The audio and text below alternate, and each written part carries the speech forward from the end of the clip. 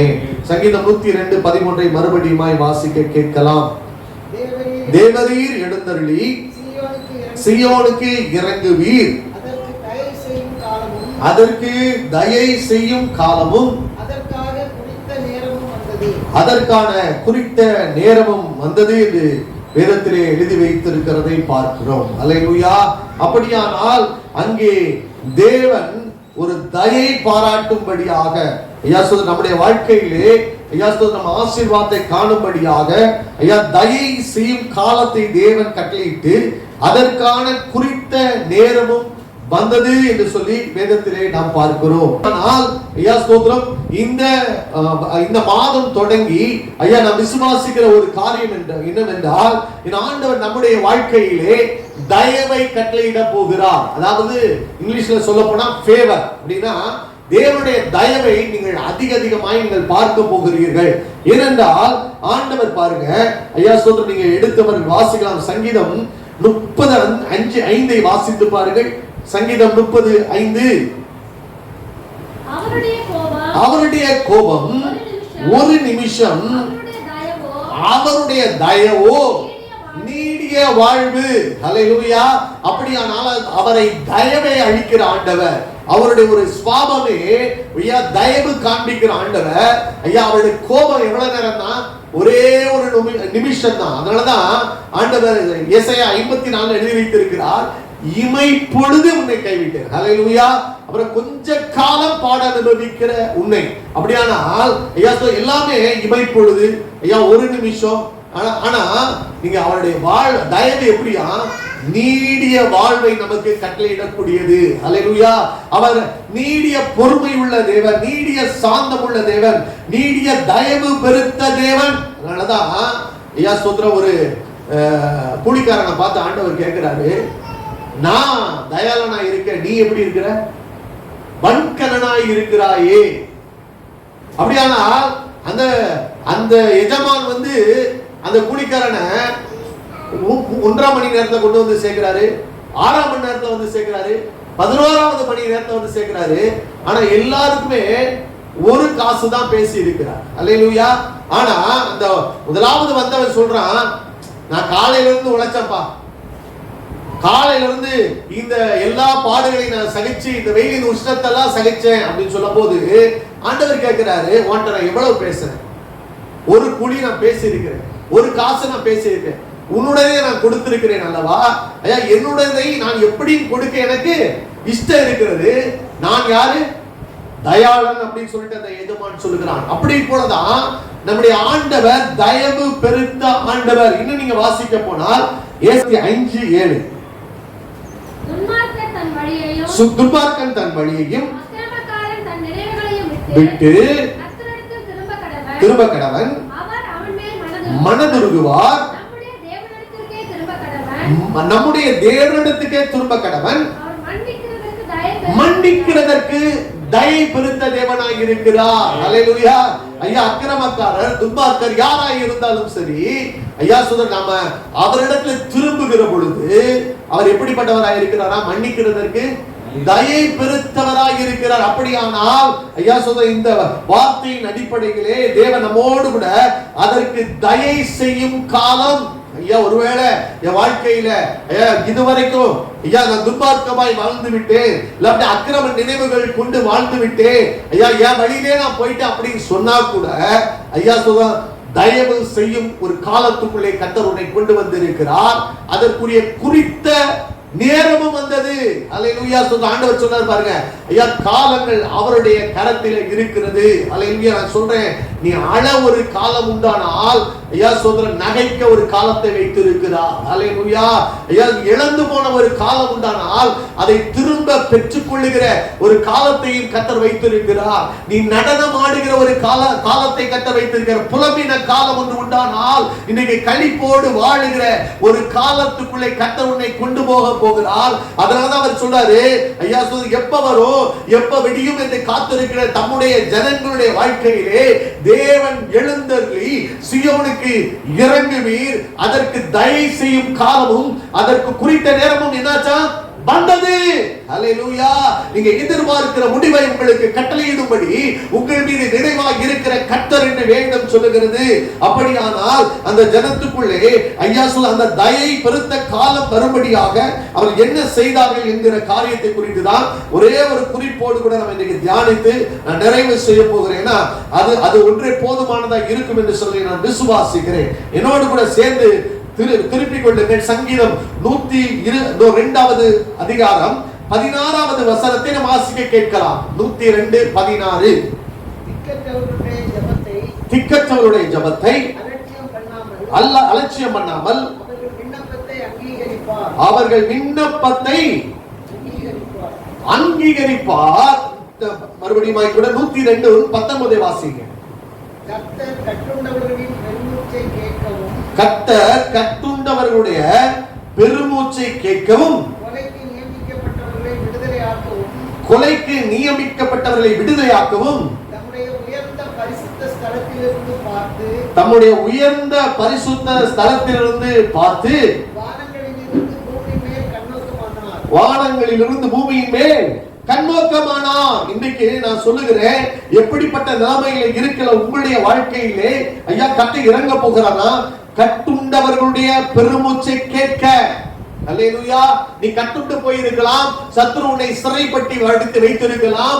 ஐயா எப்படிப்பட்ட சூழ்நிலையாலும் பரவாயில்ல, இன்னும் சொல்லப்போனா கொலைக்கு நியமிக்கப்பட்டவர்களை விடுதலையாக்கும்படியாக ஐயா சொல்ல, ஒருவேளை ஐயா சொல்ல கொலைக்கு நியமிக்கப்பட்டவர்களாய் நீங்கள் காணப்படலாம். மரணத்தின் விளிம்புகளே சத்துரு உங்களுடைய பிராணனை அழிக்கும்படியாக இருக்கலாம். ஆனால் ஆண்டவர் சொன்னார் பாருங்க, ஐயா சொல்ற அவருடைய பெருமூச்சை கேட்க. விடுகிற பெருமூச்சு. இன்னைக்கு கூட ஐயா நம்மளால சில நேரங்களில் சில சோர்வுகளின் நேரத்துல என்னால ஜெபம் கூட பண்ண முடியல. இஸ்ரவேலுடைய பெருமூச்சை தேவன் கேட்டார். ஹல்லேலூயா. அப்படியானால் அந்த பெருமூச்ச சத்தத்தை கேட்கவும் கொலைக்கு நியமிக்கப்பட்டவரை விடுதலையாக்கவும் எங்கிருந்து? நம்முடைய உயர்ந்த பரிசுத்த ஸ்தலத்தில் இருந்து, வானங்களில் இருந்து பூமியின் மேல் இன்றைக்கு கண்ணோக்கமாய் அவர் கடந்து வர போகிறார். ஹல்லேலூயா. ஒரு தயவு இறங்க போகிறது. தயவு என்னன்னா, எனக்கு தகுதி கிடையாது. ஹல்லேலூயா. அதை பெற்றுக் கொள்வதற்கு நான் பாத்திரன் அல்ல. அதனாலதான் பவுல் சொல்லுகிறார், பாவியிலும் பிரதான பாவி நான். அல்லேலூயா. ஸ்தோத்திரம். ஐயா நியாயப்படி நான் தண்டிக்கப்பட வேண்டியவன். ஆனால் எனக்கு ஒரு தயவு இருக்கிறது பாருங்க. அதுதான் ஐயா ஸ்தோத்திரம் ஃபேவர். அல்லேலூயா. எனக்கு ஒரு ஐயா ஒரு இரக்கம் கிடைக்கிறது பாருங்க. அதுதான் ஐயா அந்த ஃபேவர். அல்லேலூயா. ஸ்தோத்திரம். இன்றைக்கும் ஐயா தகுதி இல்லாத உங்களுடைய வாழ்க்கையிலே தேவன் ஒரு அனுக்கிரகத்தை கர்த்தர் உண்டாக்க போகிறார். அதை குறித்து தான் உங்களோடு கூட ஒரு மனிதனை கொண்டு ஐயா எவ்வளவு துன்மார்க்கமாய் நடந்தான், எவ்வளவு அவன் மரண தண்டனைக்கு பாத்திரமானாய் காணப்பட்டான். தேவனுடைய நியாயப்பிரமாணத்தின் அடிப்படையிலே அவன் கொலைக்கு நியமிக்கப்பட்டவன். ஹல்லேலூயா. அவன் கட்டுண்டு போனவன். ஆனா அந்த நிலைமையில் இருந்தும் தேவன் அவனை எப்படி எடுத்து மறுபடியும் நிலைப்படுத்தினார் என்று சொல்லி அவனுடைய வாழ்க்கையை வைத்து உங்களோடு கூட நான் ஒரு சில வார்த்தைகளை பேச விரும்புகிறேன். என்னோடு கூட சேர்ந்து திருப்பிக் கொள்ளுங்கள். 2 நாளாகமம் 33வது அதிகாரம் 8வது வசனத்தை நாம் வாசிக்க கேட்கலாம். நான் மோசேயை கொண்டு இஸ்ரவேலுக்கு கொடுத்த சகல நியாயப்பிரமாணத்திற்கும் கட்டளைகளுக்கும் ஒத்தபடியே அவர்கள் செய்ய சாவதானமாய் இருந்தார்களாகில் நான் இனி அவர்கள் காலை நிலைப்படுத்தி வைத்த தேசத்திலிருந்து விலக பண்ணுவதில்லை என்றும் தேவன் தாவீதோடும் அவன் குமாரனாகிய சாலமோனோடும் சொல்லியிருந்த தேவனுடைய ஆலயத்தில் தானே அவன் தான் பண்ணிவிட்ட விக்கிரகமாகிய சிலையை ஸ்தாபித்தான். அல்லேலூயா. பாருங்க, யாரை குறித்து சொல்லி இருக்கிறது என்றால் மனோசே என்கிற ராஜாவை குறித்து இங்கே தேவன் எழுதி வைத்திருக்கிறார். என்ன சொல்லி இருந்தார்? ஐயா மோசேயை கொண்டு இஸ்ரவேலுக்கு கொடுத்த சகல நியாய பிரமாணத்துக்கும் கட்டளைகளுக்கும் நியாயங்களுக்கு ஒத்தபடி அவர்களுக்கு நான் கற்பித்தவைகளை எல்லாம் அவர்கள் செய்ய சாவதானமாய் இருந்தார்களாகில் நான் இனி அவர்கள் காலை அவர்கள் பிதாக்களுக்கு நிலைப்படுத்தி வைத்த தேசத்திலிருந்து விலக பண்ணுவது இல்லை என்றும் தேவன் தாவீதோடும் அவன் குமாரன் சாலமோனும் சொல்லியிருந்த தேவனுடைய ஆலயத்திலே தானே. என்னத்தை கொண்டு வச்சான்? சிலையை ஸ்தாபித்தான். இந்த மனசுடைய சரித்திரத்தை நீங்க புரிந்து கொள்வீர்களானால், மனசுய யாருக்கு புத்திரன்னா எசேக்கியா ராஜாவுடைய ஒரே புதல்வன், யூதா கோத்திரத்தில் வந்தவன். எசேக்கியா ராஜாவுக்கு 42வது வயதுல அவன் பிறந்தான். அப்படின்னா என்னன்னா, ஆண்டவர் எசேக்கியா ராஜாட்ட சொல்லிட்டாரு, உன் வீட்டுக்காரத்தை ஒழுங்குபடுத்து, நான் உன்னை இந்த வியாதியின் நேரத்தில் உன்னை எடுத்துக்கொள்ள போகிறேன் சொன்ன போதிலும் ஆண்டவர் 15 ஆண்டுகள் கூட்டி கொடுத்தார். அந்த நேரத்தில் பிறந்தவன் தான் இந்த மனோசே.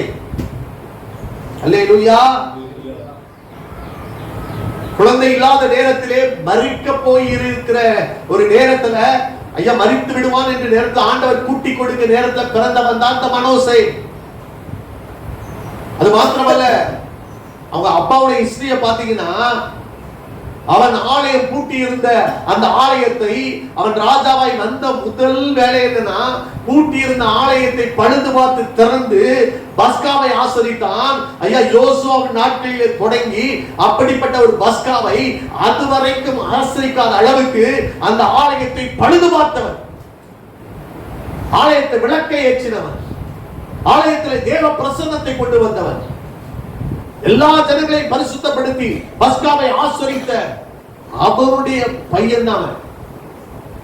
என்ன கொண்டு வந்தான்? அல்லேலூயா. இன்றைக்கு அப்படிப்பட்ட காரியங்கள் இன்றைக்கு யோசித்து பாருங்க. நம்மளுடைய வாழ்க்கையிலும் நம்முடைய முன்னோர்கள் காண்பித்த வைராக்கியம், தேவனுக்கு வாழ்ந்த வாழ்க்கை, ஆனால் இன்றைக்கு நாம் எப்படி தேவனை தொழுது கொள்கிறோம், இல்லாட்டி நம்முடைய பிள்ளைகள் எப்படி வளர்க்கப்பட்டிருக்கிறார்கள், அதான் ரொம்ப முக்கியம். இன்றைக்கு தகப்பன் நன்றாய் வாழ்ந்து முடித்து விட்டான், தேவனுக்கு பிரியமானவன். எசேக்கியா தேவனுடைய பார்வையிலே செம்மையானதை செய்தான். எசேக்கியாவை போல முன்னும் பின்னும் தேவனிடத்தில் நம்பிக்கை வைத்த ராஜாக்கள் இருந்ததில்லை என்று சொல்லி கர்த்தரே சாட்சி கொடுத்தார். ஆனால் எசேக்கியாவுக்கு பிறந்த மனோசே தேவன் சொல்லியிருந்த அதே ஆலயத்திலே சிலைகளை ஸ்தாபித்தான். அல்லேலூயா. ஆலயம் என்னது? நாம் தான் தேவனுடைய ஆலயம், நம்முடைய சரீரம் தான் தேவனுடைய ஆலயம். இன்னைக்கு நான் சொல்லுகிறேன், தேவன் இருக்க வேண்டிய இடத்துல இன்னைக்கு யார் இருந்து கொண்டிருக்கிறார் என்பதுதான் ஒரு கேள்வி. அல்லேலூயா. இன்றைக்கு சரீரமாகிய ஆலயத்திலே தேவன் குடிகொண்டு வாசம் பண்ண விரும்புகிறார். அல்லேலூயா. அப்படியானால் அவர் சொல்றார் பாருங்க, ஐயா ஸ்தோத்திரம், நீங்கள் இந்த கட்டளைகளுக்கு ஒத்த, நியாயப்பிரமாணங்களுக்கு ஒத்த, நியாயங்களுக்கு ஒத்தபடி ஐயா நான் கற்பித்தவைகளை எல்லாம் நீங்கள் செய்ய சாவதமாக இருந்தீர்களானால் இனி உங்கள் காலை அவர்கள் பிதாக்களுக்கு நிறைவேற்றி வைத்த தேசத்திலிருந்து விலக பண்ணுவதில்லை. அல்லேலூயா. நீங்க சிதறடிக்கப்படுகிறேனே, நீங்க அடைந்து திருக்கிறவனா இருக்கிறேனே, ஏன்னா நீ சிலைகளை ஸ்தாபித்து வைத்திருக்கிறாய். ஏதோ ஒரு காரியம் உன்னுடைய வாழ்க்கையிலே, உன் இருதயத்திலே நாட்டப்பட்டு இருக்கிறது. கர்த்தர் இன்றைக்கு அதை பிடுங்கி போட வேண்டும் என்று கர்த்தர் விரும்புகிறார். அல்லேலூயா. தேவனுக்கு பதிலாக தேவன் ஒரு காரியத்தை நான் சொன்ன பாருங்க, என் மகிமையை நான் வேறு ஒருவருக்கும் கொடேன். அல்லேலூயா. நீங்க மகிமையை ஒரு மனுஷனுக்கு செலுத்திட்டீங்கன்னா மாட்டிக்கிடுவீங்க. அல்லேலூயா. அதனாலதான் நீங்க நல்லா பாருங்க, ஊழியத்துக்கு அழைத்தவங்க எல்லாம் கேளுங்க. பேதுருவே ஆண்டவர் சொல்லிட்டு கூப்பிடும் போது சொல்லிட்டு, இவர்கள் எல்லாரிலும் என்னை அதிகமாக நேசிக்கிறாயா? அல்லேலூயா. ஒரு கூட்டம் சுத்தி இருக்குது, அவன் கையில இந்த கல்லின் மேல் சபையை கட்டுவேன், பாதாளத்தின் வாசல்கள் அதை மேற்கொள்ளுவது இல்லை என்று சொல்லி, ஐயா நீ கேபமாய் இருக்கிறாய், உன்னை பேதுருவாய் மாற்ற போகிறேன், நீ அசைக்கப்படுகிறவனாய் இருக்கிறாய், உன்னை கல்லாய் மாற்ற போகிறேன். ஆனா அவர் கேட்ட கேள்வி என்ன தெரியுமா? இவர்கள் எல்லாவற்றிலும் நீ என்னை அதிகமா நேசிக்கிறாயா? அல்லேலூயா. கர்த்தர் அதாங்க ரொம்ப அதிகமா. அதனாலதான் கேட்கிறாரு ஐயா, 2 கற்பனைகள் தான். முழு இதயத்தோடும், முழு ஆத்மாவோடும், முழு பலத்தோடும், முழு சிந்தையோடும் என்னிடத்தில் அன்பு கூறுவாயா. அல்லேலூயா. ஆனா இன்னைக்கு ஏதோ ஒரு சிலைகள், ஏதோ ஒரு விக்கிரகங்கள், ஏதோ ஒரு காரியம் தேவனுக்கு மேலான ஒரு நேசரின் நேரத்தை திருடிக் கொண்டிருக்கிறது. அல்லேலூயா. தானியேலை கேட்டா சிங்கக்கிபி வேணுமா, இல்ல தேவனை தேடுகிற உணர்வுள்ள ஒரு இருதயம் வேணுமான்னு கேட்டா அவன் எதங்க ஃபீல் பண்ணிருப்பான்? அவன் சொன்னா, சிங்கக்கிபி வந்தாலும் பரவாயில்லை, நான் தேவனை ஐயா தேடுகிற தேவனோடு இருக்கிற உறவை நான் விளக்க விரும்பவில்லை என்று சொல்லி ஐயா சொல்றான், தேவனை தேடுகிறதாங்க முக்கியத்துவமா அவங்க கருதுறாங்க. அதனாலதான் அவனுடைய காரியம் ஜெயமாய் முடிந்தது. அல்லேலூயா.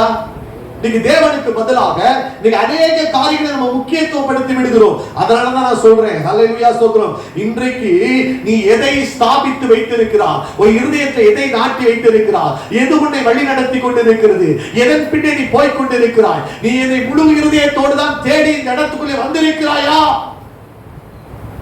அதான் ரொம்ப முக்கியம். ஹல்லேலூயா. இன்னைக்கு நல்லா பாருங்க, 2 எஜமானுக்கு ஊழியம் செய்வது கூடாத காரியம். அல்லேலூயா. ஏன்னா ஒருத்தரை பிரியப்படுத்துவ, இன்னொருத்தரை அசட்டை பண்ணுவ. இன்னைக்கு நல்லா திரும்பி யோசித்து பாருங்க. நான் எல்லா நேரத்தையும் தேவனை பிரியப்படுத்தி இருக்கிறேனா, நான் அசட்டை பண்ணிவிட்டு நான் போயிருக்கிற நேரங்கள் இருக்கிறதா? அல்லேலூயா. அப்படியானால் இன்றைக்கு ஐயா நான் சொல்லுகிறேன், எவன் ஒருவன் தேவனுக்கு முக்கியத்துவம் கொடுத்து இலக்கு ஆயத்தமா இருக்கிறானோ, நான் சொல்றேன், லேவி கோத்திரத்தை சும்மா கொண்டு போய் வாசல் காக்கிறவங்களா வைக்கல. அவர்கள் தேவனுக்காக வைராக்கியம் காட்டினார். நண்பர்கள் பார்க்கல, சகோதரன் பார்க்கல, கர்த்தர் பட்சத்திலே நிற்கிறவர் யார் என்று சொன்ன பொழுது அவங்க யாரையுமே பார்க்கலங்க. ஐயா, கர்த்தருக்காக அவர்களை துண்டித்து போட்டார்கள். ஹல்லேலூயா. அப்படிப்பட்டவர்களுக்கு தான் தேவன் தெரிந்து கொண்டு அவர்களுக்கு நித்திய ஐயா சொல்ற வாசலிலே பணிபுரிகிற ஒரு ஊழியத்தை அவங்க கையில கொடுத்தாரு. ஹல்லேலூயா. நான் அழைப்பு பெற்றுட்டேன்னா எப்படி ஓட முடியாது? அழைப்பு எனக்கு இருக்கு சொல்றவன் எப்படி வாழ முடியாது? எனக்கு இது ஒரு வரைமுறை இருக்கிறது. ஹல்லேலூயா. ஒழுங்கு இருக்கிறது. நான் தேவனை விரும்பாம, தேவனை நேசிக்காம, தேவனுக்கு முதலிடம் கொடுக்காம ஐயா ஸ்தோத்திரம் ஐயா நான் என் வாழ்க்கையின்படி ஊழியம் செய்யற சொன்னா ஒரு நாள் நான் ஏமாந்து போவேன். ஹல்லேலூயா. அவங்களுக்குள்ள வரலாறு இருந்துச்சு, அவங்களுக்குள்ள அழைப்பு இருந்துச்சு. ஆனா ஐயா பந்தய பொருளுக்காக ஓடுவார்கள், அவர்கள் பெற்றுக்கொள்ளத்தக்கதாக ஓட வேண்டும். அவர்கள் எல்லாரும் இச்சை அடக்கம் உள்ளவர்களாக இருப்பார்கள். தட் மீன்ஸ் என்னன்னா செல்ஃப் கண்ட்ரோல் வேணும். எதுக்கு பின்னாடி நான் போகணும், எதுக்கு பின்னாடி போக கூடாது. எவ்வளவு நேரம் மொபைல் பார்த்துட்டு உட்கார்ந்துருக்கோம்? இன்னைக்கு ஐயா தேவனுக்கு கொடுக்கிற நேரம் எல்லாம் ஜெபம்னு போய் உட்கார்ந்துட்டு ஐயா சொல்றது எவ்வளவு நேரம் ஆண்டவர் என்னோடு கூட இடைப்பட்டதனாலதான் ஐயா சொல்றேன், உன் ஜெப நேரத்தை ஐயா வேற ஏதோ ஒரு காரியம் திருடி கொண்டு இருக்கிறது. அல்லேலூயா. ஆலயத்தை ஏதாவது சொல்லிடுவாங்க, மத்தபடி உன் தனிப்பட்ட ஜெப நேரத்துல, ஜெப ஜீவியத்துல ஐயா எவ்வளவு நேரம் நீ ஐயா மொபைலுக்காக ஒதுக்கி கொண்டு இருக்கிறாய், எத்தனை கால அட்டன் பண்ணி கொண்டு இருக்கிறாய். அப்ப ஐயா சொல்றோம், நான் எதற்கு முக்கியத்துவம் கொடுக்கிறேன், என் ஆண்டவருடைய பிரசன்னை இருக்கிறது என்று சொல்லி நான் விசுவாசித்த உண்மையில நான் ஜெபத்தில் கடந்து போகிறேனா? ஆண்டவர் மோசேட்ட சொன்னாரு, நீ மலையில ஏறி வா, உன்னோடு கூட ஒருத்தரும் ஐயா மேலே வர முடியாது, நான் பரிசுத்தமுள்ள தேவன். அல்லேலூயா சொன்னாரு. ஐயா சொல்ற அந்த அற்புத காட்சியை பார்க்க கிட்ட போனான், உன் காலில் இருக்கிற பாதரட்சியை கலட்டி போட்டு விட்டு வா, நீ என்னோடு கூட பேச வந்து கொண்டு இருக்கிறாய். அல்லேலூயா. சில காரியங்களை எல்லாம் தவிர்த்து தேவ சமூகத்தை நீ முழு இருதயத்தோடு தேடினால் மாத்திரமே நீ கண்டடைவாய். அல்லேலூயா. எவ்வளவு காரியத்துக்கு நம்ம முக்கியத்துவம் கொடுக்கிறோம். அல்லேலூயா. தேவனை தேடுகிற நேரங்களிலே ஒழுங்கு இல்லை. அல்லேலூயா.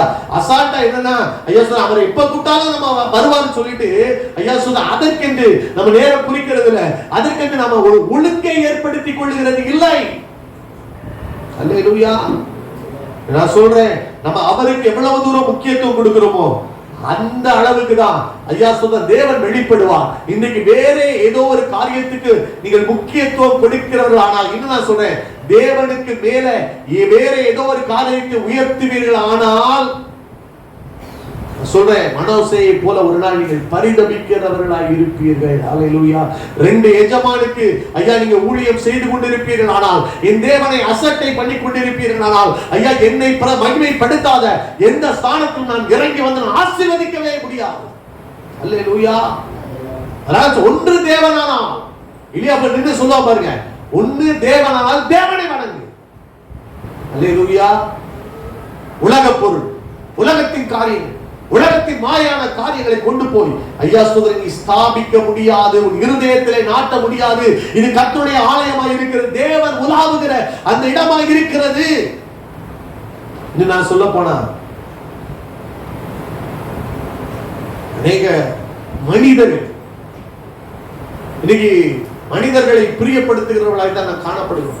ஃப்ரெண்ட்ஸ் வந்துட்டா போதும், இன்னைக்கு பிரேயருக்கு வர முடியாது. உறவினர்கள் வந்துட்டா போதும், இன்னைக்கு பிரேயருக்கு வர முடியாது.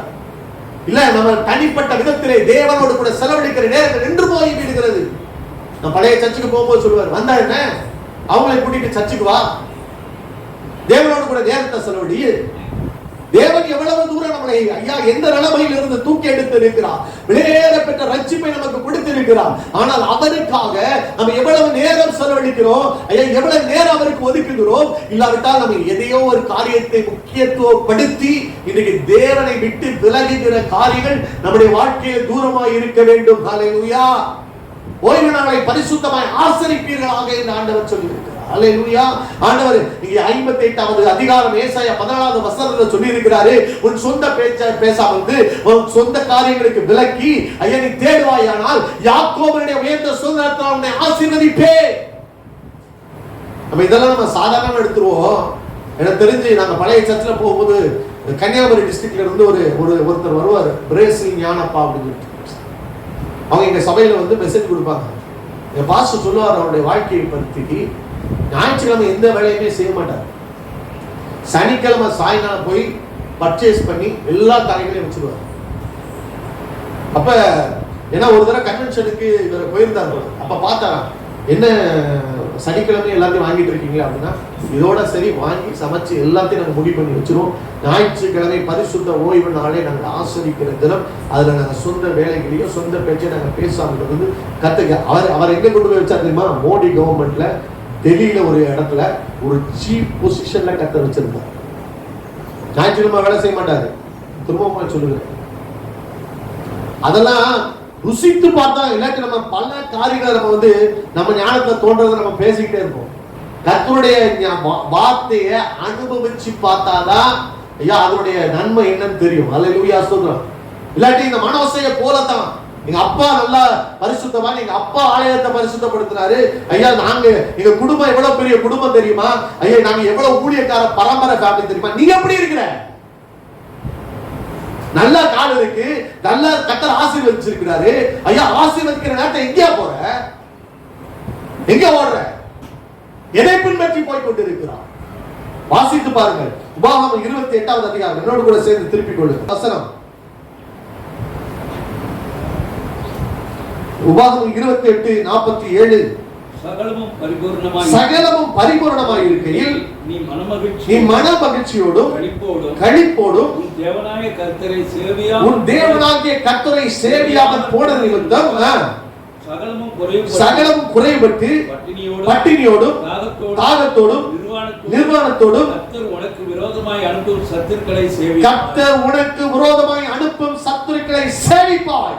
அவர்கள் உன்னை அழித்து தீர்மட்டும் இரும்பு நுகத்தடி உன் கழுத்தின் மேல் போடுவார்கள். கிழவன் என்று முகம் பாராமலும் வாலிபன் என்று இறங்காமலும் இருக்கும் கொடிய முகமுள்ளதும் தெரியாத பாஷையை பேசுகிறதுமான ஜாதியை வெகு தூரத்தில் இருந்து பூமியின் கடையாந்திருந்து உன்மேல் பறக்கும்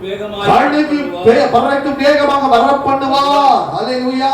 அடுத்த வசனம் சொல்லுது, அவன் உனக்கு ஒன்று மீதியாக வைக்க மாட்டான். பரிபூரணமா இருக்கும் போது எங்க போனீங்க? அல்லேலூயா. கர்த்தர் ஆசீர்வதித்து அவர் கட்டளைகளையும் கற்பனைகளையும் மோசே மூலமாக எழுதி கொடுத்து அவர் சொல்லி இருந்தார், ஐயா இதை நீ கை கொள்ளுவீர்கள், ஆனால் ஐயா நான் உனக்கு சுதந்திர கொடுத்த தேசத்திலிருந்து ஒருவனும் உன்னை நிலைப்படுத்துவதில்லை. ஆனா நம்ம எங்க குறைபட்டவன சொல்றோம், கர்த்தர் என்னை கைவிட்டார், கர்த்தர் என்னை கைவிட்டார். என்ன கைவிட்டார்? கர்த்தரை மறந்து போனார்.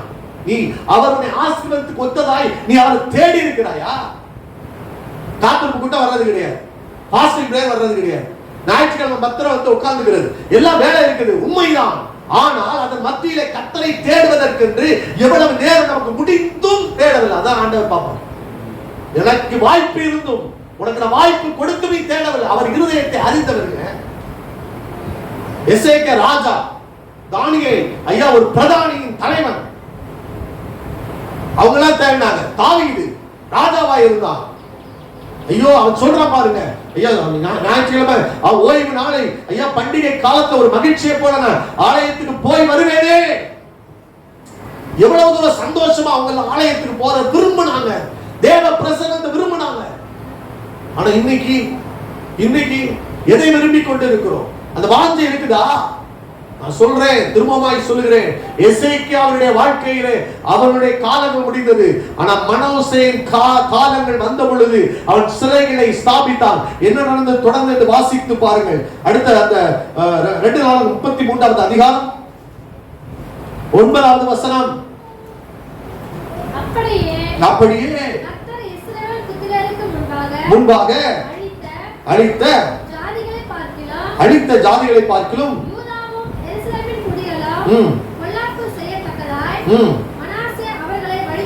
வழி தப்பி போக பண்ணினான். அல்லேலூயா. நீ மாத்திரமல்ல, கீழே இருக்கிற எல்லாரையுமே நீ வழி தப்பி போக பண்ணி விடுவார். கர்த்தர் பாதைகளை மறைத்து விடுவார். அல்லேலூயா. இந்த வசனம் தான் கால்களுக்கு தீபம், பாதைக்கு வெளிச்சம். ஒரு குருட்டாட்டம் வந்துவிடும். எழுதியிருக்கு உபாகமம் 28வது அதிகாரத்துல. அவர் தான் எல்லாவற்றையும் ஐஸ்வர்யத்தை சம்பாதிக்கிறதற்குரிய பலனே கொடுக்கிறவர். ஆனா அவரை விட்டுட்டு நீ ஆசீர்வாதத்தை நோக்கி நகர முற்பட்டால், இஸ்ரவேல் ஜனங்கள் அப்படிதான். முதல்ல ஆண்டவர் போச்சனர் போல, இரண்டாவது ஆண்டவர் விசனப்பட்ட உடனே இந்த போறோம் நாங்க. ஆண்டவர் சொன்னாரு, நீ போகாத, நான் கூட இல்ல. அல்லேலூயா. ஆண்டவர் இல்லாம போய் அங்கே மலைக்கு மேல ஏறாங்க. கானானியர் கையில ஐயா சுத்திர தோல்வியை சந்தித்து திரும்பி புறமுதுகு காட்டி ஓடி வருகிறார்கள். நான் சொல்றேன், நீயும் வழி தப்பி போய் விடுவாய், உன்னை சார்ந்தவர்களும் வழி தப்பி போய் விடுவார்கள். அல்லேலூயா. கர்த்தர் உன்னோடு கூட இருந்தார். அதனாலதான் மோசே அடிக்கடி சொல்லுவான், சமூகம் இல்லாவிட்டால் என்னை அழைத்து கொண்டு போகாதீர்கள். எப்பொழுதெல்லாம் மேகஸ்தம்பம் அக்கினி ஸ்தம்பம் எழுப்பினதோ அப்பொழுது பிரயாணத்தை தொடர்ந்தார்கள். பிரசன்னம் இல்லையா? கவனமா இருங்க. பிரசன்னத்தை கொண்டு வரதுக்கு ஐயா தேவசபை ஒரு ஊழியக்காரர் சொன்னாரு, எப்ப நான் தேவ பிரசன்னத்தை உணரலையோ, என் வாழ்க்கையில அந்த என்னை அபிஷேக நாட்கள்ல இருந்த அந்த தேவ சமூகத்தை உணரலையோ, அப்ப நான் ஒண்ணு செய்வேன், ஐயா எல்லா ஊழியத்தையும் நிறுத்திடுவேன், நான் போக வேண்டிய இடங்கள் எல்லாம் நிறுத்திடுவேன், நேரா ஒரு லாட்ஜ்ல போய் ரூம போட்டு ஐயா தேவன் என்னை மறுபடியும் நிரப்பும்படியாக, தேவனை சந்திக்கும்படியாக நான் விழுந்து கிடந்து தேவ பிரசன்னத்துக்காக அழுது புலம்புவேன். அல்லேலூயா. உங்களுக்கு எல்லாம் தெரியும், தேவன் இருந்தா மாத்திரமே வாழ்க்கையில வெற்றின்னு சொல்லிட்டு. அல்லேலூயா. ஆனா நம்ம தேவனை விட்டுட்டு எத்தனையோ காரியங்களை வழி தப்பி போய் கொண்டிருக்கிறோம். நான் சொல்றேன், நிறைய நேரத்துல அவன் தன் வழியிலே போனான் என்று சொல்லி எசேயா 53வது அதிகாரத்தில் எழுதப்பட்டிருக்கிறது. சிதறடித்த ஆடுகளை போல இருந்தீர்கள், சிதறடிக்கப்பட்டு போய்விடக் கூடாது. நான் சொல்லுகிறேன், வாசியுங்கள். எரேமியா 18:15 வாசிங்க. எரேமியா 18:15.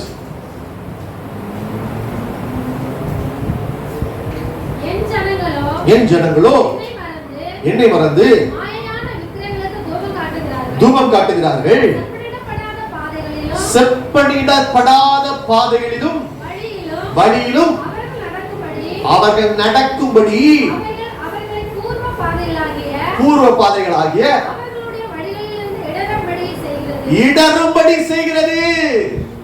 அல்லேலூயா.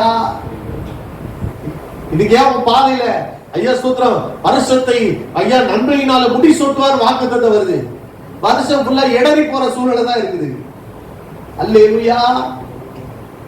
தேவன் ஆளுகை செய்யவில்லை. இது தேவனுடைய ஆலயம். இருதயத்தை தேவன் ஆளுகை செய்யவில்லை. தேவனுக்கு முக்கியத்துவம் கொடுக்கல. முழு இருதயத்தோடு தேடல. ஏதோ ஒரு காரியத்தை மையப்படுத்தி முக்கியப்படுத்தி முயற்சிக்கிற பொழுது அது என்ன செய்கிறதா?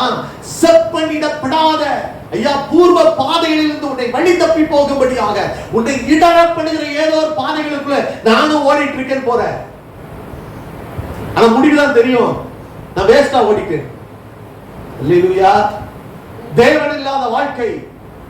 ஐயா உன்னை நான் சொல்றேன், நான் உனக்கு போதித்து நீ நடக்க வேண்டிய வழியை உனக்கு காட்டுவேன். உண்மையில் கண்ணை வைத்து உனக்கு ஆலோசனை சொல்லுவேன்.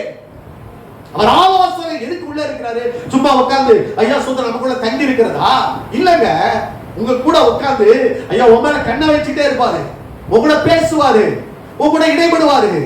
உன்னை போக வேண்டிய எத்தனை பேர் பொறாமைப்பட்டாலும் கூட உன் வளர்ச்சியை ஒருவனும் தடுக்க முடியாது. தேவன் உன்னோடு கூட இருக்கிற பொழுது. அல்லேலூயா. அதான் நான் சொல்ல வருகிறேன். நீ தேவன் இல்லாதபடி ஐயா எவ்வளவு ராம் முழுவதும் பிரயாசப்பட்டாலும், பேதுரு ராம் முழுவதும் பிரயாசப்பட்டான். சொல்லலாம் என் உழைப்பு எங்க கம்பெனி எஜமான் பாராட்டார். ஆனா எஜமான் பாராட்டி வேலையை வாங்கிட்டு ஒண்ணு கொடுக்கலையே. ஏன்னா வேதம் சொல்லுகிறது promotion comes from the Lord. அல்லேலூயா. எங்க இருந்து வரணும்? பரத்திலிருந்து ஒரு அதிகாரம் கொடுக்கப்படாவிட்டால் நீ ஒன்றையும் பெற்றுக்கொள்ள முடியாது. அங்க ரிலீஸ் பண்ணணும். வானத்தை திறக்காவிட்டால் கர்த்தருடைய ஆசீர்வாதம் எல்லைகளுக்குள்ள வர முடியாது. ராஜாக்களின் இருதயத்தை நீர்க்கால்களை போல திருப்புகிறவர். நான் போய் அந்த டாக்டர்கிட்ட போய், அவர் ஸ்பெஷலிஸ்டுங்க, அவர் தான் மெயினான டாக்டர், அவர்கிட்ட போய் அட்மிட் ஆகிட்டேன்னு சொல்லுவாரு. ஞானத்தை மழுங்கடிச்சிருவாரு. அவராலே காப்பாற்ற முடியல அப்படின்னு போயிடும். ஆனா ஐயா ஸ்தோத்திரம், நம்மை காப்பாற்றுகிற தேவன் ஒருவர் இருக்கிறார். ஹல்லேலூயா. அவரை விட்டுட்டு ஐயா நீ வழி தப்பி ஓடுகிற ஓட்டத்தை விட்டுட்டு, ஹல்லேலூயா ஸ்தோத்திரம், நீ தேவனை முதலாவது தேவனுடைய ராஜ்யத்தை அவருடைய நீதியை தேடிப்பா. அவருக்கு கொடுக்க வேண்டிய முக்கியத்துவம். மனோசே அன்றைக்கு ஐயா தன் ஜனங்களை கூட வழி தப்பி போக பண்ணினான். குடும்பத்தை கூட ஐயா ஊழியத்தை கூட ஐயா தேவன் இல்லாத பட்சத்துல நீ வழி தப்பி போக பண்ணுவாய். அதான் சொல்ல வரேன்.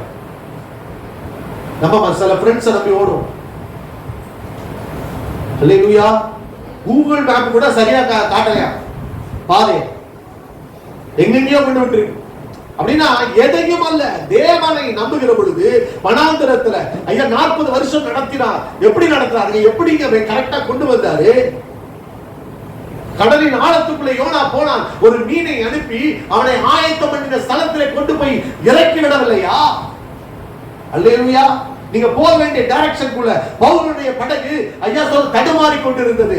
ஆனா ஐயா ஆண்டவர் சொன்னாரு, ஐயா உன் மீது எனக்கு தயவு இருக்கிறது, நான் உன்னை கொண்டு போய் சேர்ப்பேன் சொல்லி எல்லாரும் கரை சேர்ந்தார்கள்.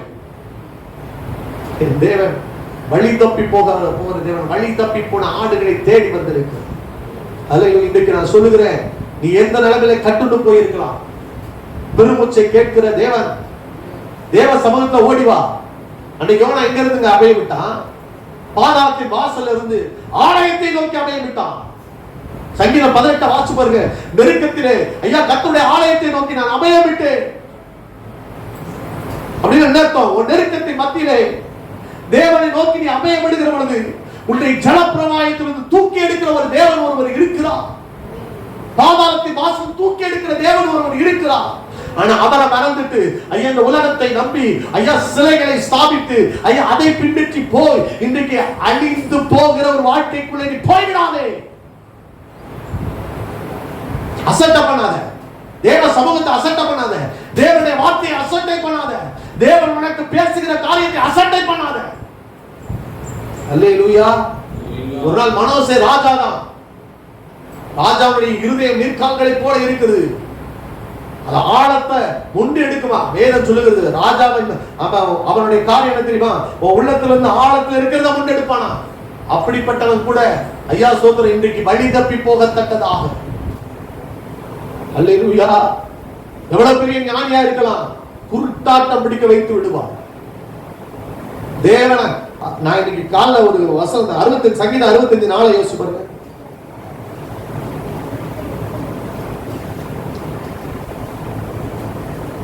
உம்முடைய பிரகாரங்களில் வாசமாய் இருக்கும்படி நீ தெரிந்து கொண்டு சேர்த்துக் கொள்ளுகிறவன் பாக்கியவான். உம்முடைய பரிசுத்த ஆலயமாகிய உமது வீட்டின் நன்மையால் திருப்தியாவோம். ஹல்லேலூயா.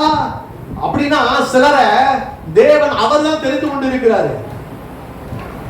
ஹல்லேலூயா. அவங்களதான் எங்க கொண்டு வராரு? ஐயா சேர்த்துக் கொள்ளுகிறார். ஆலயத்தை நீங்கள் என்னை தெரிந்து கொள்ளவில்லை, நான் உங்களை தெரிந்து கொண்டேன். இன்னைக்கு நிறைய பேர் வரல. ஏன்னா ஒரு சிலரை தேவன் தெரிந்து கொண்டிருக்கிறார். அவங்கள பாக்கியவான் ஆண்டவர் சொல்றாரு. அவங்களை எங்க வச்சு திருப்தி ஆக்குவாராம்? வீட்டின் நன்மையினாலதான் திருப்தி ஆக்குவார். தூரமா போனா ஐயா சொல்றீங்க பாருங்க, மனோசைக்கு என்ன நடந்தது பாருங்க.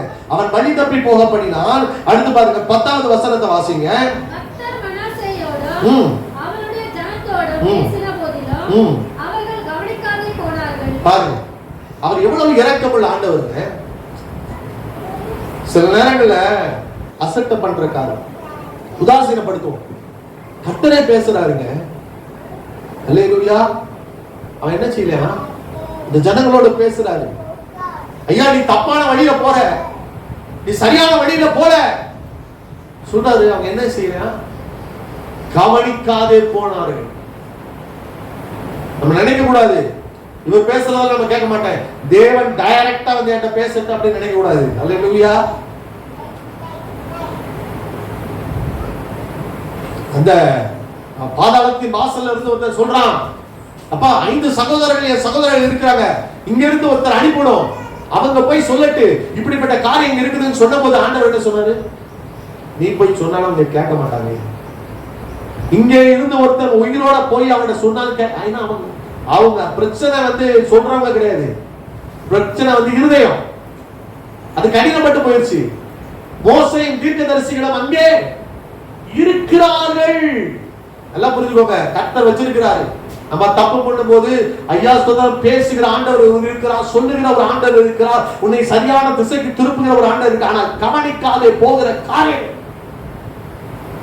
அதனாலதான் ஸ்தேவான் ஐயா ஸ்தோத்திரம் அவன் வந்து சொல்றான், பிரசங்கம் பண்றான், இருதயத்திலும் செவிகளிலும் விருத்த சேதனம் பெறாதவர்களே நீங்கள் எப்பொழுதும் பரிசுத்த ஆவிக்கு எதிர்த்து நிற்கிறீர்கள். அல்லேலூயா.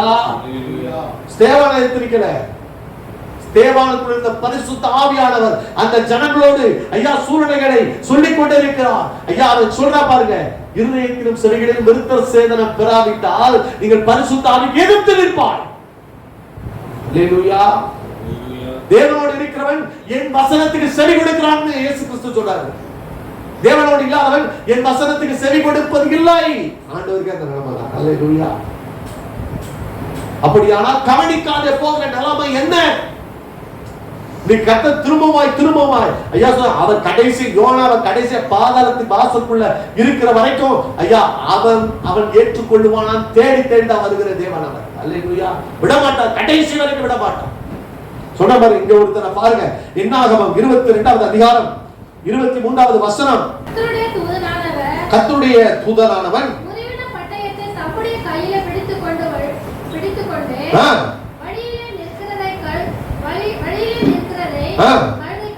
கழுதை கண்டு வயலிலே விலகி போயிடுச்சு. அடித்தான். போற வழியே தப்புங்க, போற வழியே தப்பு. தூதன் உருவின பட்டயத்தோடு நின்று கொண்டு இருக்கிறான். இவர் போற வழிக்கு திருப்புறதற்கு யார் அடிக்கிறாரு? வாயில்லாத பிராணியை போட்டு வெளுவெளுன்னு விழுகுது. அல்லேலூயா. அந்த கழுதைகளை காப்பாற்ற நினைக்குது, போட்டு அடி நடிச்சு. அல்லேலூயா. ஆண்டவர் சொன்னார், போகாதப்பா, இஸ்ரவேலை ஆசீர்வதிப்பதுதான் எனக்கு பிரியம். பாலாக் இஸ்ரவேலை சபிக்கும்படியாக அவன் சொல்லிக் கொண்டே இருக்கிறான், அவன் கூட சேராத அப்படி சொல்லி சொன்னாலும் கூட இங்க பாருங்க 22:17 பாருங்க.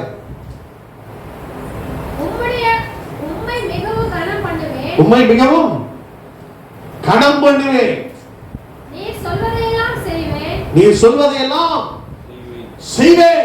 நீர் வந்து எனக்காக அந்த ஜனங்களை சபிக்க வேண்டும் என்று சொன்னார். சபிக்க வேண்டும். அல்லேலூயா. இதுதான் பாலாக்குடைய எண்ணம். விசாலத்தை மூடுகிற ஜனமாய் இது இருக்கிறது. வானத்து நட்சத்திரங்களை போல பெருகி இருக்கிறது. ஐயா அவங்களை சபிக்கணும் சொல்லிட்டு அவன் சொல்ற காரியம் தெரியுமா? பிழையாம். ஐயா கண்கள் திறக்கப்பட்டவன் பேசுகிறதாவது தேவனுடைய வார்த்தையை பேசுகிறான். தேவனுடைய ஆவியினால் நிரம்பி பேசுகிறான். அவன் சொல்லுகிறான், ஐயா சொல்லி இந்த ஜனங்களை ஆசீர்வதிப்பதுதான் கட்டளை. அப்படியெல்லாம் பார்க்கிறவன் ஐயா சொல்றான், அவன் தவறான வழிகளிலே போகிற பொழுது ஐயா எதிராக உருவின பட்டயத்தோடு கர்த்தர் நிற்க தூதன் நிற்கிறதை பார்க்க முடியவில்லை. அல்லேலூயா. நான் சொல்லுகிறேன், இதைத்தான் சாத்தான் காமிச்சான். இயேசு கிறிஸ்துவ மேல கொண்டு வந்து என்ன காமிச்சான்? உலகத்தில் உள்ளவைகளை எல்லாம் உனக்கு தருகிறேன், எல்லா மேன்மைகளை தருகிறேன், ஐஸ்வர்யத்தை தருகிறேன் சொன்ன உடனே இயேசு கிறிஸ்து என்ன சொன்னார்? அல்லேலூயா. மேன்மைகளை தேடி போயிட்டாரா? சொல்றேன், உன் வழிகள் கொஞ்சம் யோசிச்சு பாருங்க. அது வயல்ல போய் நிக்குது பாருங்க. இப்ப வயல்ல போய் நின்னாலும் ஐயா அவரை அடிக்கிறான். திரும்பமா பாருங்க, அடுத்த லெவல்ல 24 25 பாருங்க. 24 வாசிங்க. கர்த்தருடைய தூதனானவர் இருபுறத்திலும் சுவர் வைத்திருந்த திராட்சை தோட்டத்தின் பாறையிலே போகிறார். பாருங்க, வயல்வெளியில போய் முதல்ல பாறையில நிக்கிறாரு. இப்ப அவன் போக கூடாதுன்னு சொல்லிட்டு வயல்வெளி வழியா போறான். அவர் என்ன சொல்ற? இருபுறமும் சுவர் இருக்கிற ஒரு திராட்சை தோட்டத்தின் நடுவில் ஐயா சொல்றான், அவனை நெருக்கி நிற்கிறாரு. பெரிய நெருக்கம், வாழ்க்கையில பெரிய நெருக்கங்க. நெருக்கம்னா நீ போகாம பாவ சரியா முதல்ல பாருங்க. நெருக்க சொல்லாத. அங்க ஏத்தாப்புல யார் இருக்கா? உருவின பட்டயத்தோடு தேவதூதன் நின்று கொண்டு இருக்கிறான். அல்லேலூயா. ஏன் நெருக்கம்? கால் அடிபடுது, காலை உராய்த்துகிறது, போட்டு அடி. யார? கழுது.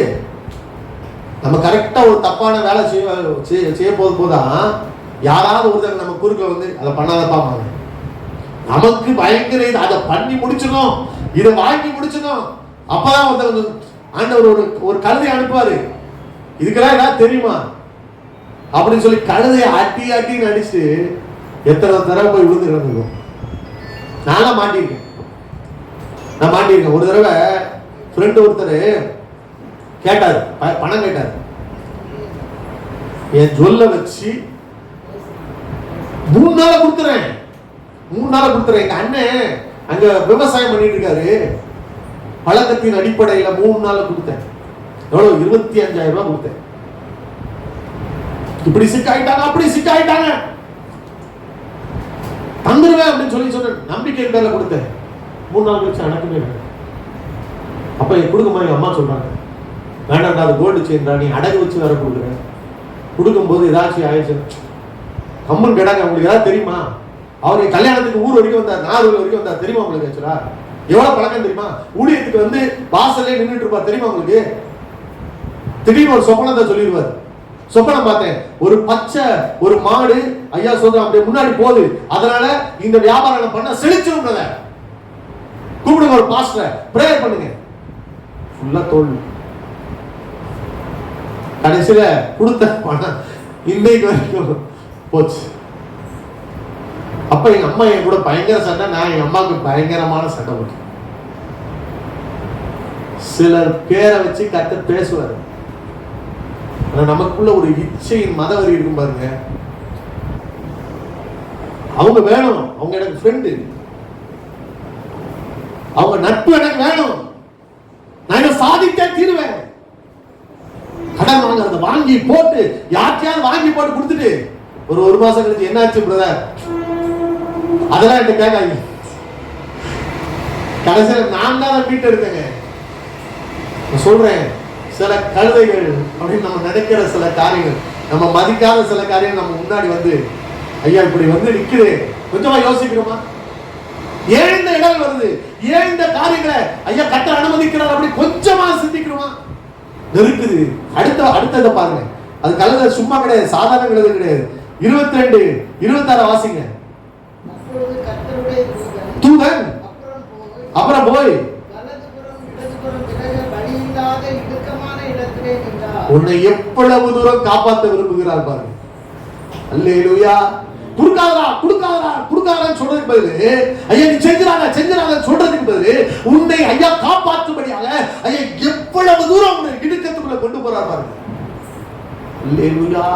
அதுதாங்க தேவன் உங்களோடு கூட இருக்கிற பொழுது உங்களை காப்பாற்றும்படியாக ஐயா சோத்திரம், ஐயா உங்களை வழி நடத்துகிற ஒரு தகப்பன். ஆனா கொண்டு போய் நம்ம எல்லாத்தையும் கொண்டு அவன் கையில கொடுத்துட்டு இப்ப அது கிடைக்குமா கிடைக்காது. இந்த மார்க்கெட்டிங்லாம் பயங்கரமான பண்ணுவாங்க, என்டைஸ் பண்ணி இழுக்கிற மாதிரி.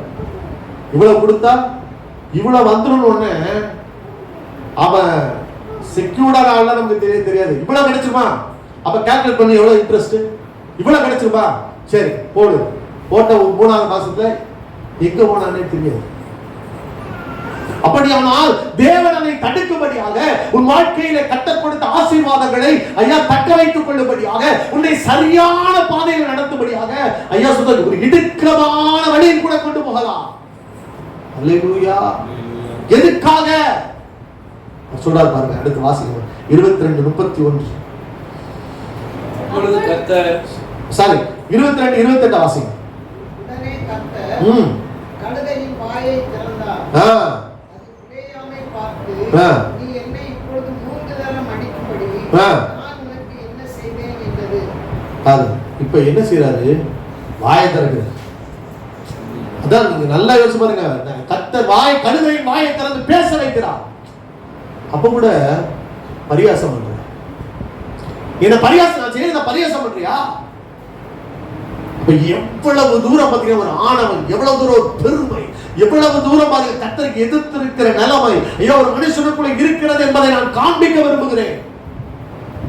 ஏன் அடிக்கு மேல சில காரியங்களை கர்த்தர் செய்தார் அப்படின்னா நீங்க அடுத்த பாருங்க, அதே 31வது வசனத்துல பிலேயாமின் கண்களை கர்த்தர் திறக்கிறார். அல்லேலூயா. ஓ கண்களை கர்த்தர் திறக்கட்டும். அல்லேலூயா. ஏன் கண்களை கர்த்தர் திறக்கட்டும்? எதுக்கு தெரியுமா அவர் சொல்றார் பாருங்க. நீங்க அதே வாசிங்க 22:31 வாசிங்க. அப்பொழுது கர்த்தர் பிலேயாமின் கண்களை திறந்தார். வழியிலே நின்று உருட்டின பட்டயத்தை தம்முடைய கையிலே பிடித்திருக்கிற கர்த்தருடைய தூதனை அவன் கண்டு தலை குனிந்து முகம் குப்புற விழுந்து பணிந்தான். கர்த்தருடைய தூதனானவர் அவனை நோக்கி, நீ உன் கழுதையை இதனோட 3 தரம் அடித்ததென்ன? உன் பலி எனக்கு மாறுபாடாய் இருக்கிறது. நான் உனக்கு எதிரியாக புறப்பட்டு வந்தேன். எங்க அடிச்சிட்டு இருக்க, எங்க பேசிட்டு இருக்க, யார்கிட்ட சொல்லிட்டு இருக்க? கர்த்தர் என்னை கொண்டு போட்டா, கர்த்தர் என்னை தண்டித்தா. ஓ வழி மாறுபாடாய் இருக்கிறது அல்லவோ கர்த்தரை வாழ்க்கையை கொண்டு வந்தார். உருவின பட்டயத்தோடு கர்த்தர் நின்று கொண்டு இருக்கிறார். அல்லேலூயா. இந்த புதிய ஆண்டுக்குள்ள நான் சொல்லுகிறேன், சில காரியங்களை கர்த்தர் அவருக்கு நேராக திருப்பும்படியாக, ஒருவேளை கடினமான வார்த்தைகளா இருக்கலாம், நடித்த வார்த்தைகளா இருக்கலாம், ஆனா இந்த ஆண்டவர் ஐயா சோத்திரம் அவர் புத்திரன் என்று எண்ணி உன்னை சிக்ஷிக்கிறார். சரியான பாதையில் நடக்க வேண்டும். அல்லேலூயா. நடத்துகிற தேவன். அல்லேலூயா. அதுக்கப்புறம் பாருங்க, மனோசேனுடைய வாழ்க்கையிலே சம்பவித்தது அவர்கள் கவனிக்காதே போனார்கள். ஆனால் நடந்தது என்ன? 33:11. ஆகையால் கர்த்தர் அசீரிய ராஜாவின் சேனாதிபதிகளை அவர்கள் மேல் வரப்பண்ணினார். அவர்கள் மனாசேயை முச்சடிகளில் பிடித்து 2 வெண்கல சங்கிலியால் அவனை கட்டி பாபிலோனுக்கு கொண்டு போனார்கள். யார் வரப்பண்ணினாரா? யார் வரப்பண்ணினார்? அசீரிய ராஜா வந்தார். யார் அவரை வரப்பண்ணினார்? கர்த்தர்.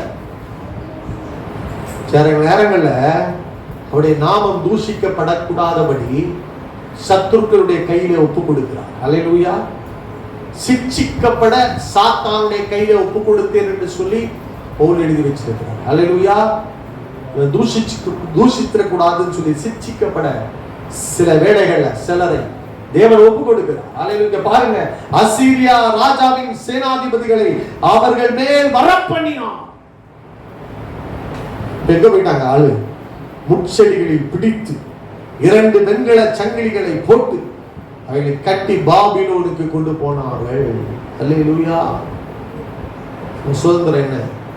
எங்க இருக்க வேண்டிய, எங்க இருக்கிற சிறைபிடிக்கப்பட்ட ஒரு வாழ்க்கை. அல்லேலூயா. சில சத்துருக்களை கர்த்தர் அனுப்பினார். நீங்க எல்லா இடத்தையும் பழைய ஏற்பாட்டை வாசி பாருங்க. பஞ்சம், பட்டயம், கொள்ளையம். தாவீது ஆண்டவரே கேட்பாரு, காத்து அனுப்பி கேட்பாரு, ஏதோ உனக்கு வரப்படும். மனுஷர்களை காட்டலாம். தாவீது சொல்றான், ஆண்டவரே பெரிய கொடுமையை இடுக்கினையில் அகப்பட்டு இருக்கிறேன், ஆனால் உம்முடைய இரக்கங்கள் தான் பெரியது. மனுஷரை எமல விட்டுறாதீங்க ஆண்டவரே. கொள்ளை நோய் அல்லேலூயா சொல்றேன். சில நேரங்கள்ல சில பஞ்சங்களை கர்த்தர் அனுப்புவார். அல்லேலூயா. சில நேரங்களில் சில மனித சத்துருக்கள் நமக்கு விரோதமாய் போராடுகிறத பாப்பீங்க. கொடிய துன்மார்க்கர்கள் ஐயா சொல்லும் எல்லைகளுக்குள்ளே போராடி கொண்டிருக்கிறத பார்ப்பீங்க. ஏன் தெரியுமா? ஐயா உன் வாழ்க்கையிலே நீ ஏதோ ஒரு ஐயா சிலைகளை ஸ்தாபித்தது நிமித்தம், ஏதோ கர்த்தருடைய வார்த்தையை கவனிக்காதது நிமித்தம், ஏதோ மற்றவர்களை வழி தப்பி போகிறது நிமித்தம் இன்றைக்கு பாருங்க ஒரு பெரிய கொடிய ஒரு பஞ்சம், கொடிய ஒரு கொள்ளை நோய். அதன் நடுவில் நான் செஞ்ச ஒரு காரியம் என்ன பாருங்க, வாசிக்கலாம். 33:12 வாசிக்க கேட்போம். இப்படி அவன் நெருக்கப்படுகையில் தேவனாகிய கர்த்தரை நோக்கி கெஞ்சி பிதாக்களின் தேவனுக்கு முன்பாக மிகவும் தன்னை தாழ்த்தினான். அவரை நோக்கி விண்ணப்பம் பண்ணி கொண்டிருக்கிற போது அவன் கெஞ்சுதலுக்கு இறங்கி அவன் ஜெபத்தை கேட்டு அவனை திரும்ப எருசலேமில் உள்ள தன்னுடைய ராஜ்யத்திற்கு வரப்பண்ணினான். அல்லேலூயா. கெஞ்சினான். நெருக்கப்படுகையில் கர்த்தரை நோக்கி கெஞ்சினான். அல்லேலூயா. நெருக்கப்படுகிற நம்ம சொல்லலாம், பஞ்சம் என்னை நெருக்குகிறது சொல்லலாம், சத்துரு கையில நெருக்கப்படுகிறேன் சொல்லலாம், கொள்ளை நோய் என்னை ஆட்கொண்டு விட்டது நெருக்கப்படுகிறேன் சொல்லலாம். நான் சொல்றேன் ஒரே ஒரு பரிகாரம் என்னன்னா கெஞ்சினான். அல்லேலூயா. ஸ்தோத்திரம். நொறுங்குண்டதையும் நறுங்குண்டதை இருதயத்தின் தேவன் புறக்கணீர். அல்லேலூயா. இன்னைக்கு தேவ சமூகத்துல ஐயா ஸ்தோத்திரம் நேரம் எடுத்து ஐயா ஸ்தோத்திரம் ஆண்டவரே நாங்க தப்பு பண்ணிட்டோம், நாங்க தவறு பண்ணிட்டோம்னு சொல்லி ஐயா எவன் ஒருவன் ஐயா தான் நெருக்கப்படுகையில் தன் பாவத்துக்காக தன் அக்கிரமத்துக்காக தேவனை நோக்கி கெஞ்சி மன்றாடி ஜெபிக்கிறானோ ஐயா தேவன் அவனுக்கு ஒரு இரக்கத்தை காண்பிக்க வல்லவராய் இருக்கிறார். ஐயா சொல்றேன் ஐயா நான் சீயோனுக்கு ஐயா இரக்கத்தை காண்பிக்கும்படியாக எழுந்தருள போகிறேன். அதற்கு தயை செய்யும் காலமும் குறித்த நேரம் வந்தது. ஆனால் நெருக்கப்படுகிற அவர்கள் என்னை நோக்கி கெஞ்சி கூப்பிட வேண்டும் என்று கர்த்தர் விரும்புகிறார். அவர் கண்ணோக்கமாக இருக்கிறார். உயர்ந்த இடங்களில் இருந்து கட்டுண்டவர்களுடைய பெருமூச்சை கேட்க, கொலைக்கு நியமிக்கப்பட்டவருடைய சத்தத்தை கேட்க உயர்ந்த ஸ்தானத்தில் இருந்து எதிர்பார்த்து கொண்டிருக்கிறார். மனோசே நெருக்கப்படுகிற பொழுது முச்செடிகள் அவனை பிடிக்கிறாங்க, தேசத்துக்குள்ளே கண்டு வெண்கல சங்கிலிகளை போட்டு கட்டி போடுகிறாங்க. எதுவுமே செய்ய முடியாத அசைய முடியாத நிலைமைகளுக்குள்ளே கடந்து போகிறார். சிறைச்சாலை என்பது அப்படிப்பட்ட ஒரு காரியம் தான். ஒவ்வொரு சிறைச்சாலையிலையும் ஐயா சில நேரங்கள் வெளிச்சம் இருக்காது, எதையுமே பார்க்க முடியாத ஒரு சூழ்நிலை. ஐயா சொல்ற பிராணனை இரும்பிலே கட்டி வைத்திருக்கு. எந்த ஒரு காரியம் நீங்க நினைச்சபடி ஒரு காரியம் செய்ய முடியாத ஒரு சிறை பிடிப்புக்குள்ளே நீங்கள் இருக்கலாம். அல்லேலூயா. கர்த்தர் எழுந்தருளி சீயோனுக்கு இறங்குகிற அந்த காலமும் தயசை குறித்த நேரத்தை கட்ட வைத்து விட்டார். ஒன்றே ஒன்று ஆண்டவர் உங்களிடம் கேட்கிறார். அல்லேலூயா. கெஞ்சி ஜெபிக்க வேண்டும், கெஞ்சி ஜெபிக்க வேண்டும். அல்லேலூயா. நான் நம்ம ஜபம் அப்படின்னா ஜெபிக்கணும்னு வருவோம், பேச்சுதான். 1 மணி நேரம் ஜெபத்துல 1/2 மணி நேரம் பேசிட்டு 20 நிமிஷம் அங்கங்க சிதற விட்டுட்டு 10 நிமிஷம் தூங்கிட்டு எவ்வளவு நேரம். நான் சொன்னேன் நல்லா ஏன் ஆண்டவர் தனியா வர சொன்னாரு, ஏன் அக்கறைப்படுத்தினாங்க அப்படின்னா என்னத்தனா முதல் ஒரு 10 நிமிஷம் கடினமா தான் இருக்கும் தேவ பிரசன்னத்துக்குள்ள போகிற தேவ சமூகத்துக்குள்ள போறதுக்கு. ஆனா போக போக கனெக்ட் ஆயிடுச்சுன்னு வச்சுக்கோங்க, தேவனோட கனெக்ட் ஆயிடுச்சுன்னா அந்த நேரங்கள் ஐயா ஸ்தோத்திரம். நான் சொல்றேன் ஐயா அது போறதே தெரியாது. 40 நாள் புசியாமலும் குடியாமலும் தேவ சமூகத்தில் உட்கார்ந்து இருந்தான். அவருடைய முகம் பிரகாசித்தது. ஹல்லேலூயா. தேவன் அவருடைய கற்பனைகளை எழுதி அனுப்பினார், தன்னுடைய திட்டங்களை கொடுத்து அனுப்பினார். தானியேல் ஐயா 21 நாட்கள் தன்னை சிறுமைப்படுத்தி ஜெபம் பண்ணினான். அவனுக்கு அறிவை உணர்த்தும்படி நான் கடந்து வந்தேன். அல்லேலூயா. எல்லாம் தங்களை சிறுமைப்படுத்தி தாழ்த்தி ஜெபம் பண்ணினாங்க. ஒரே ஒரு சம்பவத்தை மாத்திரம் சொல்ல முடிக்க போறேன். அது ஓசியா 12வது அதிகாரம் 4வது வசனத்தை வாசி. அவன் தூதனானவரோடு போராடி மேற்கொண்டான். அழுது அவரை நோக்கி கெஞ்சினான். அவர் அவனை கண்டு சந்தித்து பேசினான். நீ போராடி கெஞ்சி ஜெபிக்கும் போது உன்னை சந்தித்து பேசுவான். அல்லேலூயா. நான் சொல்றேன், அவர் கைவிடுகிற தேவன் அல்ல. எப்ப கெஞ்சி போராட வேண்டும், ஜெபத்துல போராட. யாக்கோபு அன்றைக்கு ராம் முழுவதும் தனித்து நின்று ஐயா அவன் போராடி ஜெபம் பண்ணினான், அவன் கெஞ்சினான். அங்க எழுதியிருக்கிறது ஆதியாகமம் 38வது அதிகாரத்துல ஐயா பெனியேலிலே அவன் போராடினான், தேவ தூதரோடு கூட போராடினான். இந்த விடு, நான் கிளம்புறேன் சொன்ன பொழுதிலோ ஐயா சொல்ற, நீர் என்னை ஆசீர்வதித்தால் ஒழிய நான் உம்மை போக விடுவது இல்லை. நெருக்கப்படுகையில் என்ன செய்து கொண்டிருக்கிறோம்? நெருக்கப்படுகையில இன்னும் திரும்பமா எங்கயா ஓடி போய் கொண்டிருக்கிறோமா? இல்ல தேவ சமூகத்தை தேடி ஒரு யாக்கோபை போல ஐயா சொல்றார், 400 பேரோட ஏசா வருகிறார், லாபான் வருகிறார், ஆனால் எனக்கு வாக்குத்தத்தம் ஆண்டவர் கொடுத்திருக்கிறார், நன்மை செய்கிறார் என்று சொன்னேன் சொல்லி வாக்குத்தத்தத்தை பிடித்துக் கொண்டு உன்னால ஜெபிக்க முடிகிறதா? அல்லேலூயா. இன்னும் எவ்வளவு நாள் தான் ஓடிக்கொண்டிருப்போம்? அதனால ஆண்டவர் தொடைச்சந்த துறாரு. ஓடுறியா? சில இடங்கள்ல எனக்கு ஞானம் இருக்குது, என் தொடுவா, துடைச்சந்தை தொடுவா. எவ்வளவு தூரம் ஓடிக்கிட்டு இருப்ப? அதுக்கு ஒரு காரணம் வேற. பிதாவை எங்கும் தொழுது கொள்ளும் காலம் வருகிறது சொல்லி இருக்கிறார்களா? ஆவியோட உண்மையோட தொழுது கொண்டாயானால் கர்த்தருடைய பிரசன்னம் உன்னை ஆட்கொள்ளும் அல்லவா? கர்த்தர் பேசுகிற தேவன் அல்லவா? இதெல்லாம் திருஷ்டாந்தமாய் எழுதி வைத்திருக்கிறார். அல்லேலூயா. ஓடிக்கிட்டே இருப்போம், சாக்கு போக்கு சொல்லிட்டே இருப்போம். ஐயா இதனாலதான் நான் ஓடுறேன், இதனாலதான் நான் குடும்பத்தை அக்கறைப்படுத்தி அந்த இடத்துல நிப்பாட்டிட்டு ஐயா போன பிறகு குடும்பம் காப்பாற்றப்பட்டது, நம்ம காப்பாற்றது கிடையாது.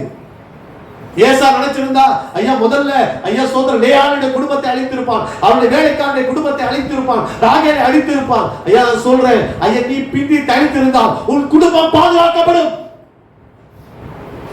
அல்லேலூயா. கேக்குறார் பாருங்க. அதே வாசி முடிக்க போறோம். 37:27 வாசிங்க. ஆதியாகமம் 32:27 வாசிங்க. ஆதியாகமம் 32:27. அப்பொழுது அவர் உன் பேர் என்ன என்று கேட்டார். யாக்கோபு என்றான். கெஞ்சி அழுகிறதுல ஒரு காரியம் என்ன தெரியுமா? நல்லா புரிந்து கொள்ளுங்க. உன் பேர் என்ன கேட்கிறார் பாருங்க. சில கேள்விகளை கேட்பாரு. அல்லேலூயா. அவர் உன்னோடு கூட ஐயா ஆதாமே எங்கே இருக்கிறான்னு கேட்டார்ல, உன் சகோதரன் எங்கன்னு கேட்டார்ல, கேட்பாரு. ஏன்னா ஏற்கனவே ஒரு தடவை ஏசா சொல்லிட்டு போய் அப்பா ஏமாத்துறாரு. அல்லேலூயா. மாயமானத்தோடு தேவ சமூகத்துக்குள்ளே வந்து ஆசீர்வாதத்தை பெற்றுக்கொள்ள முடியாது. திரும்பமா சொல்லுகிறேன், நான் உலகத்துக்கு வேணா காட்டலாம், பைபிளை தூக்கிட்டு போறோம். சரியாய் உள்ளதை உள்ளதென்றும் இல்லதை இல்லதென்றும் சொல்லுங்க. அல்லேலூயா. அதற்கு மிஞ்சினது பாவமாய் இருக்கும் என்று வேதம் சொல்லுகிறது. அல்லேலூயா. ஒரு நாள் உள்ளான காரியங்களை வெளியே கொண்டு வருகிற நாட்கள் வரும். அல்லேலூயா. தேவ சமூகத்துல ஒன்றும் மறைவாய் இருக்கிறது இருக்காது. நீ செய்த நன்மையானாலும் தீமையானாலும் ஒரு நாள் கர்த்தர் வெளிச்சத்தில் கொண்டு வருவான். அதனாலதான் தேவ சமூகத்துல, அதனாலதான் நிறைய பேரை பார்த்து ஆண்டவர் என்ன சொல்றாரு, மாயக்காரர் ஹிப்போக்ரைட்ஸ் அப்படின்னு சொல்லிட்டு ஏன் வேதபாரகரை பரிசேயரை குறை சொல்றாருன்னா, அவங்களுக்கு தெரியும் ஐயா வெளியில வெள்ளையடிக்கப்பட்ட கல்லறையமா இருக்காங்க, உள்ளே அநீதியினாலும் ஐயா மாயத்தினால் நிரம்பி இருக்கிறார்கள். ஆண்டவருக்கு தேவைன்னா ஆண்டவர் பாவியின் ஓடி வருகிற ஒரு ஸ்திரீ தான் ஆண்டவருக்கு தேவையே தவிர. ஹல்லேலூயா. அதனாலதான் கேட்கிறாரு, ஐயா சொல்ற இன்றைக்கு வந்திருக்கிறல, தேவ சமூகத்துல வந்திருக்கிறல, நீ கெஞ்சி அழுதி கொண்டிருக்கிறல, என்னை ஆசீர்வதின்னு சொல்றல, இன்றைக்கு உன் நிலைமைய சரியாய் சொல்லு. நான் கோபத்தை வச்சுக்கிட்டு, நான் எரிச்சலை வச்சுட்டு, நான் வைராக்கியத்தை வச்சுட்டு, ஐயா சொல்றான் நான் பரிசுத்தவான் அப்படின்ற அந்த ஒரு காரியத்தோடு ஐயா நான் ஏசா என்று சொல்லுகிறதற்கு பதிலாக நான் யாக்கோபு, நான் எத்தனை ஆண்டவரே, ஐயா சொல்றான் என் வாழ்க்கையில் இப்படிப்பட்ட குறைகள்லாம் இருக்குது ஆண்டவரே, என்னை மாற்றுங்கன்னு சொல்லிட்டு, ஆண்டவரே என்னை ஆசீர்வதிங்க ஆண்டவரே சொல்லிட்டு, நீ எப்பொழுது ஐயா உன்னை திறந்த முகமாய் ஐயா தேவன் என்னை பார்க்கிறார், ஒரு யோசேப்பை போல ஆண்டவர் அவருக்கு முன்பாக நான் பரிசுத்தமாய் வாழ விரும்ப வேண்டுமே, ஒரு யோபுவை போல என் உதடுகளினாலே நான் பாவம் செய்யக்கூடாது ஆண்டவரே என்று சொல்லி அந்த ஒரு எண்ணத்தோடு தேவ சமூகத்தை மாற வேண்டும். நீயா மாத்த முடியாது. திரும்பமா சொல்லுகிறேன், கர்த்தர் தான் சொன்னார் நான் உன்னை இஸ்ரவேலா மாற்றுவேன். அல்லேலூயா. தேவ சமூகத்தில் வருகிற பொழுது நீ ஐயா தேவனிடத்துல உண்மையாய் ஒரு மனம் திரும்புதலோடு கெஞ்சி அழுகிற பொழுது ஐயா நீ யாக்கோபாய் வருகிறவனை உன்னை இஸ்ரவேலாய் மாற்றி தேவன் ஆசீர்வதிக்க வல்லமை உள்ளவர். அல்லேலூயா. வெண்வஸ்திரத்தை என்னிடத்திலே கேட்டு வாங்குங்கள். நீங்களா வெண்வஸ்திரம் போடுறதில்ல, வெண்வஸ்திரத்தை என்னிடத்திலே கேட்டு வாங்குங்கள். அல்லேலூயா. யோசுவாவின் அழுக்கு வஸ்திரத்தை மாற்றுங்கள் என்று சொல்லி அவர் சொல்லணும். அல்லேலூயா. ஸ்தோத்திரம். நான் சொல்றேன், நானா 2 முறை உபவாசம் பண்றேன்யா, நான் காணிக்கலாம் கொடுக்குறேயா, அவன் அப்படி இல்லை அப்படின்னு சொல்றதுக்கு அல்ல. உண்மையிலே நான் உணர்ந்து யாக்கோபா இருக்கிற ஆண்டவரே என்ன இஸ்ரவேலா மாற்றுங்க ஆண்டவரேன்னு சொல்லிட்டு உண்மையிலே உணர்ந்து நீ தேவ சமூகத்தை கெஞ்சி அழுவாயானா அவருடைய ஆசீர்வாதம் ஐஸ்வர்யத்தை தரும். அதனோடு அவர் வேதனையை கூட்டவே மாட்டார். என் தேவன் அன்றைக்கு ராத்திரி அன்றைக்கு சொன்னான், ஐயோ நான் தேவனை முகமுகமாய் தரிசித்தேன். மோசே மாத்திரம் இல்லைங்க, யாக்கோபு இன்னைக்கு ஒருவன் தன்னை அர்ப்பணித்து மாற்றப்பட்ட ஒரு வாழ்க்கையோடு வருகிறானோ, தேவன் தன் இருதயத்தில் சுத்தம் உள்ளவர்கள் பாக்கியவான்கள், அவர்கள் தேவனை தரிசிப்பார்கள். அல்லேலூயா. பெரிய பாக்கியம், பெரிய பாக்கியம். அல்லேலூயா. கர்த்தர் உனக்கு தருவார். தேவ சமூகத்தில் உண்மையான ஒரு மனதோடு போராடி ஜெபிக்க ஒப்புக்கொண்டு கர்த்தர் உன்னை ஆசீர்வதிப்பார். கண்களை மூடி நம் கர்த்தரை நோக்கி பார். ஸ்தோத்திர ஆண்டவரே.